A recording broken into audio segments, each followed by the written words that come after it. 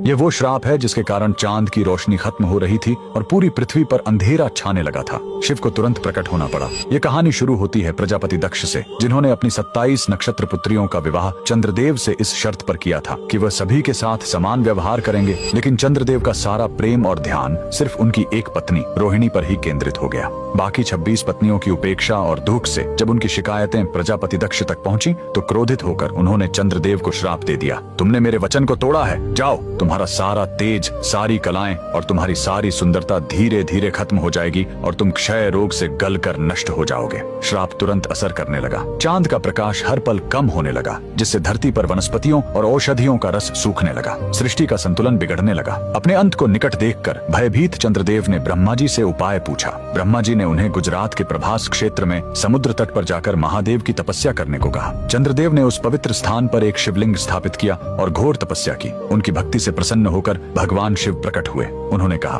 मैं दक्ष के श्राप को पूरी तरह खत्म तो नहीं कर सकता, लेकिन उसका प्रभाव कम कर सकता हूँ। शिव ने वरदान दिया, तुम कृष्ण पक्ष में 15 दिन क्षीण होगे, लेकिन शुक्ल पक्ष में 15 दिन फिर से पूर्ण हो जाओगे। उन्होंने चंद्र को अपने मस्तक पर धारण कर लिया और चंद्रशेखर कहलाए। और जिस ज्योतिर्लिंग की चंद्र ने पूजा की थी वो सोमनाथ, सोम यानी चंद्र के नाथ के नाम से प्रसिद्ध हुआ। और यही सोमनाथ मंदिर भारत का पहला ज्योतिर्लिंग आज भी गुजरात के वेरावल में उसी समुद्र तट पर शान से खड़ा है, जहाँ चंद्रदेव ने श्राप से मुक्ति पाई थी। लेकिन रुकिए, इस मंदिर का एक और रहस्य है। यहाँ मौजूद बाण स्तंभ यह बताता है कि यहाँ से लेकर दक्षिणी ध्रुव तक समुद्र के रास्ते में कोई जमीन नहीं है। भगवान शिव के भक्त कमेंट में हर हर महादेव जरूर लिखें।